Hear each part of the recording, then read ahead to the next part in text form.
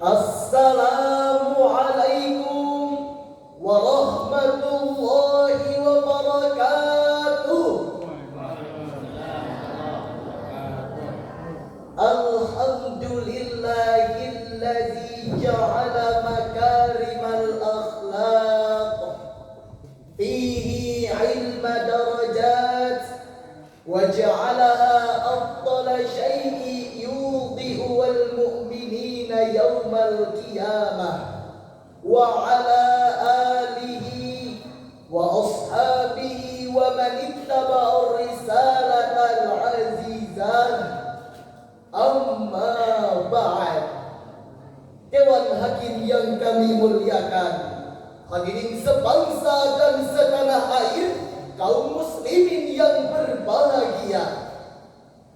Presiden Republik Indonesia Bapak Prabowo Subianto telah menekankan komitmennya dalam memperkuat pembangunan peradaban dengan cara memanfaatkan bonus demografi secara optimal untuk menyongsong Indonesia Maju 2045. Pembangunan ini secara perspektifnya tentu harus adil dan makmur sejalan dengan Pancasila dan Undang-Undang Dasar 1945. Dan patut pula kita syukuri hadirin alhamdulillah dengan pertumbuhan jumlah lembaga pendidikan yang terus meningkat tinggi di negeri ini. Sebagai bukti, menurut data yang dikeluarkan oleh Kementerian Pendidikan dan Kebudayaan pada tahun 2025 kemarin, Indonesia telah membangun lebih dari 356.707 unit sekolah, mulai dari sekolah dasar hingga menengah atas.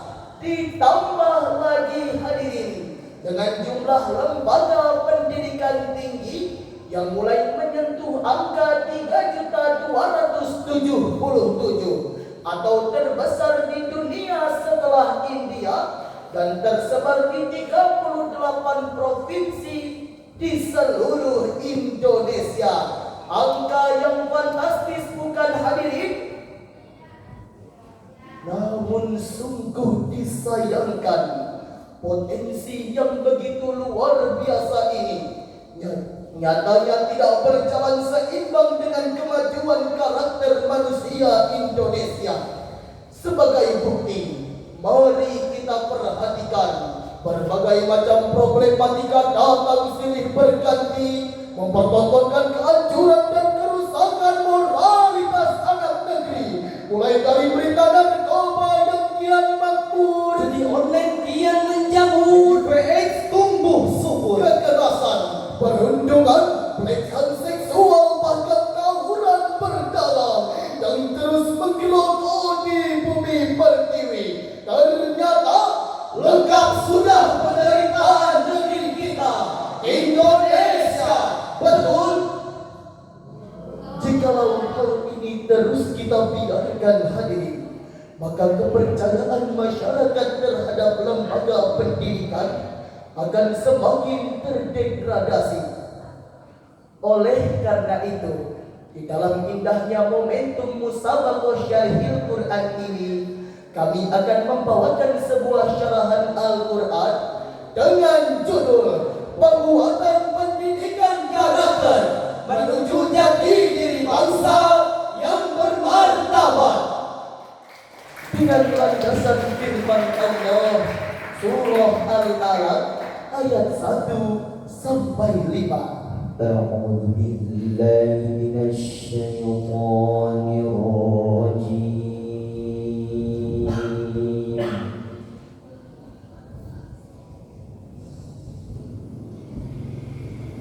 بسم الله الرحمن الرحيم.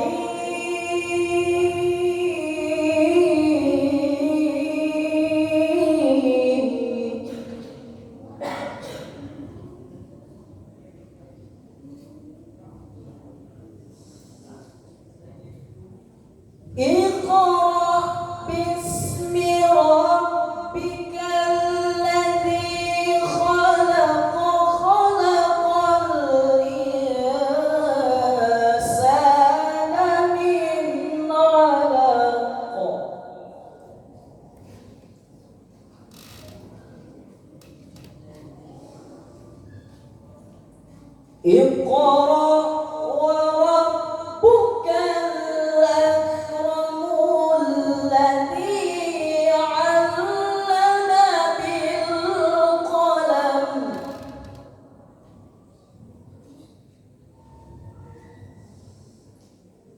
'Allamal insana ma lam ya'lam. Aku berlindung kepada Allah dari godaan setan yang terkutuk dengan menyebut nama Allah yang Maha Pengasih lagi Maha Penyayang. Bacalah dengan menyebut nama Tuhanmu yang telah menciptakan manusia dari segumpal darah. Bacalah, maka Tuhanmu lah yang maha mulia, yang mengajarkan manusia dengan pena dan mengajarkan apa yang mereka tidak ketahui. Dewan Hakim yang kami muliakan, hadirin wal mukarramin yang berbahagia. Menurut Syekh Ali As-Sabuni dalam kitabnya Safwatut Tafasir jilid 3 halaman 554 menjelaskan, hada awwalul khitabi ilahiyyin ila Nabi sallallahu alaihi wasallam wa fi da'watun ila al-qira'ati wal kitabati wal ilm. Ayat ini hadirin merupakan perintah Allah kepada baginda Rasulullah sallallahu alaihi wasallam beserta umatnya agar senantiasa mengkaji, meneliti, memperkaya literasi dan memperbanyak referensi. Ayat ini pula hadirin mengajarkan kepada kita betapa pentingnya penguatan pendidikan karakter, bahwa dalam memperkaya literasi dan memperbanyak referensi harus disertai dengan nilai-nilai teologi. Kekayaan intelektual harus diikuti dengan kekayaan spiritual. Penguatan jasmani harus disertai dengan penguatan rohani. Kekuatan literasi dan referensi harus diikuti dengan kekuatan jiwa dan hati rohani. Dengan maksud yang mulia ini hadirin, Rasulullah diturunkan ke permukaan bumi. Innama bu'istu liutammima makarimal akhlak. Sungguh aku diutus untuk menyempurnakan kemuliaan akhlak. Hadis riwayat Ahmad. Sahabat Syarhil Quran yang berbahagia, secara umum alhamdulillah penguatan pendidikan karakter telah diupayakan oleh pemerintah untuk membangun Indonesia yang berdaulat dan bermartabat. Namun sayang hadirin, fakta yang kita lihat di lapangan nyatanya berbeda dan bertolak belakang. Sebagai bukti, mari kita kenang kembali. Dikutip dari Detik News, pada tahun 2025 kemarin, oknum guru di kota Bekasi diduga telah melecehkan siswi sekolah menengah pertama. Bahkan yang lebih mirisnya lagi hadirin, siswi tersebut dilecehkan secara fisik yang membuat dirinya mengalami trauma berat. Bagaimana perasaan kalian hadirin? Bagaimana pendapat Dewan Juri? Hai abang-abang yang berkacamata di sebelah sana, bagaimana perasaan hati nuraninya bang setelah melihat berbagai macam masalah yang terjadi?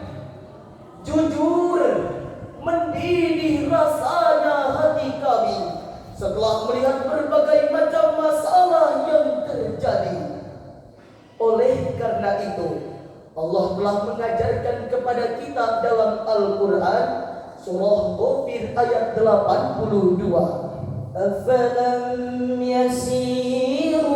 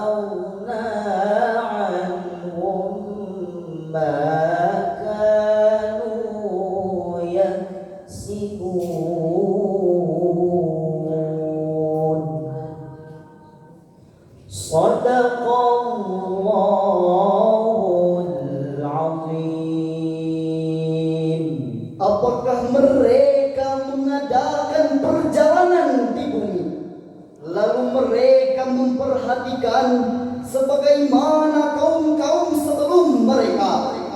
Mereka itu lebih hebat dan lebih kuat, dan juga peninggalan-peninggalan peradaban mereka di bumi.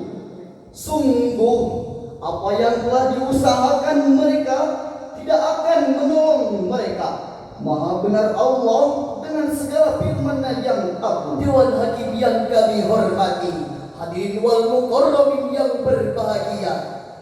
Menurut Syekh Mustafa Al-Maraghi dalam tafsirnya Al-Maraghi jilid 2 halaman 100 menjelaskan bahwa ayat ini menggambarkan kaum-kaum terdahulu yang memiliki kekuatan yang hebat, infrastruktur yang masya Allah dahsyat, kemewahan duniawi yang begitu memikat, namun nikmat yang mereka dapat tidak dapat mendekatkan diri pada Sang Pemberi rahmat.